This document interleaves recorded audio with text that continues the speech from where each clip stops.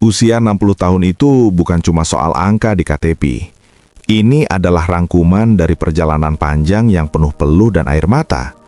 Kamu pasti ingat betapa dulu kamu rela nggak makan supaya anak-anak bisa sekolah. Kamu rela begadang saat mereka sakit, mengubur mimpi-mimpimu sendiri supaya mereka bisa mengejar cita-citanya. Tapi sekarang, saat rambut sudah mulai memutih dan langkah kaki tak lagi gesit, rasanya kok kamu malah seperti orang asing. Anak-anak yang dulu kamu jaga siang malam, sekarang sepertinya bahkan gak sempat sekadar tanya, "Apa kabar, Mak? Bapak sehat?" Sebenarnya bukan kamu yang berubah, tapi dunia luar sana yang bikin anak-anak lupa cara pulang dan lupa cara bersyukur. Mereka tumbuh di zaman yang mendewakan kesibukan, sampai lupa kalau waktu bareng orang tua itu nggak bisa diulang. Akhirnya kamu cuma bisa diam, menunggu dalam sunyi, berharap ada sedikit penghargaan, entah itu pelukan hangat atau sekadar tatapan tulus. Rasa kecewa itu wajar banget, tapi kamu nggak sendirian. Banyak orang tua di usia senja merasakan hal yang sama. Hari ini, kamu harus tahu kalau kamu tetap sangat berharga meski mereka nggak menghargaimu. Ada cara untuk bangkit, bukan dengan marah-marah, tapi dengan membebaskan dirimu dari luka yang sebenarnya nggak pernah kamu minta. Mari kita bahas fakta yang seringkali pahit. Anak itu nggak selalu tahu cara balas budi. Banyak orang tua merasa sudah kasih segalanya, tapi nggak dapat rasa hormat atau perhatian yang sepadan. Ini bukan selalu karena anak itu jahat, tapi seringkali karena sejak kecil mereka nggak pernah diajari cara balas budi secara emosional. Mereka mungkin tahu cara kasih uang, beli barang mewah, atau antar ke RS kalau kamu sakit. Tapi mereka nggak paham kalau yang sebenarnya kamu butuhkan itu cuma ditemani, didengar, dan dianggap ada. Budaya hormat ke orang tua perlahan kegusur sama tekanan hidup modern. Anak-anak sibuk kejar karir dan urus keluarga kecilnya sendiri. Mereka pikir kirim uang bulanan itu sudah cukup jadi bukti bakti. Padahal buat orang tua, sentuhan batin itu jauh lebih penting daripada bantuan materi. Akhirnya banyak lansia cuma bisa menelan kecewa dalam diam karena takut dianggap merepotkan. Padahal di dalam hati, ada harapan kecil cuma ingin diajak ngobrol atau ditanya perasaan hari ini. Harapan yang dipendam terus-menerus inilah yang lama-lama jadi luka dalam yang bikin hati rapuh. Anak-anak sebenarnya nggak pernah benar-benar tahu apa isi hati orang tuanya. Kenapa? Karena sejak mereka kecil, kita sebagai orang tua cenderung selalu menahan diri. Kita selalu pasang badan, nggak pernah mau kelihatan lemah, dan selalu bersikap seolah semua baik-baik saja. Efeknya, pas kita sudah tua dan butuh perhatian, anak-anak jadi nggak peka. Mereka mengira kita bakal tetap kuat dan tabah seperti dulu. Mereka lupa kalau orang tua juga bisa merasa kesepian, kecewa, dan hancur pelan-pelan. Kenyataannya, nggak semua anak paham kalau diamnya orang tua itu sebenarnya adalah tangisan yang tertahan. Nggak semua anak sadar kalau pertanyaan sederhana seperti "sudah makan belum?" adalah bentuk doa yang minta jawaban. Sedihnya, kadang mereka baru sadar setelah waktu sudah merenggut kesempatan itu. Menyadari kenyataan pahit inilah langkah awal buat kamu melepas luka. Bukan buat menyalahkan anak, tapi buat menerima kalau nggak semua orang paham cara mencintai balik. Di usia 60 ini, kamu nggak perlu lagi bergantung pada bagaimana anak memperlakukanmu. Hidupmu bakal jauh lebih tenang saat kamu belajar menerima keadaan dan mulai kasih ruang buat kebahagiaanmu sendiri. Coba kita refleksi sebentar. Mungkin ada pola asuh terbalik di masa lalu. Dulu mungkin anak terlalu dimanja, nangis sedikit langsung dibelikan mainan, minta apa saja dituruti, bahkan pas salah pun dibela habis-habisan atas nama cinta. Tanpa sadar, kasih sayang tanpa batas itu malah jadi racun. Anak yang terlalu dimanja tumbuh jadi orang dewasa yang merasa dunia harus melayani mereka tanpa usaha. Mereka nggak paham arti perjuangan karena semuanya selalu tersedia.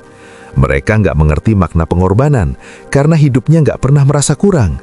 Jadi pas orang tua menua, mereka nggak tahu gimana cara berbalas budi. Bukan karena mereka nggak sayang, tapi karena mereka memang nggak terbiasa memberi. Banyak orang tua baru sadar hal ini setelah lewat usia 60, saat tubuh mulai lemah dan rumah terasa sepi. Kita mulai ingat-ingat lagi. Ternyata dulu kita terlalu sering memaafkan dan terlalu takut melatih mereka dengan kesulitan. Ternyata kita bukan lagi membesarkan orang tangguh, tapi orang yang manja. Tapi ya sudah, menyalahkan diri sendiri juga nggak ada gunanya. Jadikan itu pelajaran saja, karena jadi orang tua itu memang nggak ada buku panduannya. Menyadari kesalahan ini adalah pintu buat berdamai dengan diri sendiri dan berhenti berharap anak bakal berubah secara ajaib. Sekarang, saatnya ubah energi kecewa itu jadi kehormatan diri. Kecewa itu luka halus yang tajamnya minta ampun. Tapi hidup di usia 60 bukan buat nunggu sesuatu yang gak pasti datang. Hidupmu terlalu mahal kalau cuma buat mengemis perhatian yang gak tulus. Alihkan fokusmu. Kalau selama ini kamu cuma berputar-putar di rasa sakit hati, sekarang melangkahlah keluar. Bangun lagi rasa bangga pada dirimu sendiri. Hargai dirimu seperti kamu ingin dihargai orang lain. Jangan gantungkan nilai hidupmu pada kasih sayang anak, tapi letakkan di tanganmu sendiri. Mulailah dari hal kecil, berhenti memohon kasih sayang. Kamu nggak lahir cuma buat dicintai satu orang saja. Jiwa yang merasa cukup nggak akan hancur cuma karena satu orang nggak peduli.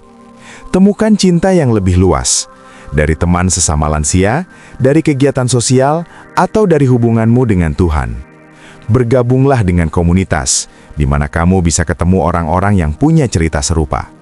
Ngobrol santai dan ketawa bareng bisa jadi obat yang paling ampuh. Ternyata kamu nggak sendirian, dan rasa dihargai itu bisa datang dari tempat yang nggak disangka-sangka. Menulis catatan hidup atau sekedar berbagi cerita juga bisa jadi cara menghormati diri sendiri.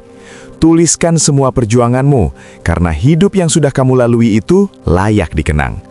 Selain itu, coba lakukan amal kecil, kasih makan kucing, bantu tetangga, atau sedekah buat anak yatim. Itu semua bakal membuktikan kalau kamu masih punya peran dan masih berguna bagi dunia. Dan yang paling penting, perdalam hubungan dengan Tuhan.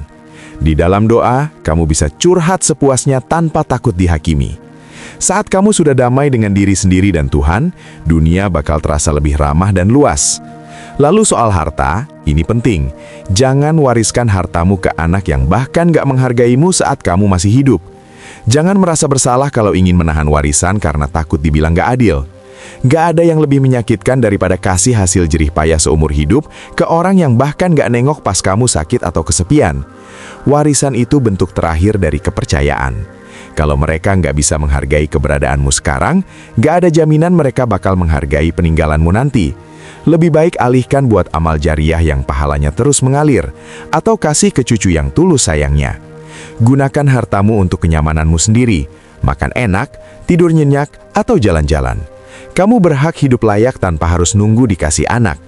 Terakhir, maafkanlah mereka, tapi jangan berikan dirimu untuk disakiti lagi.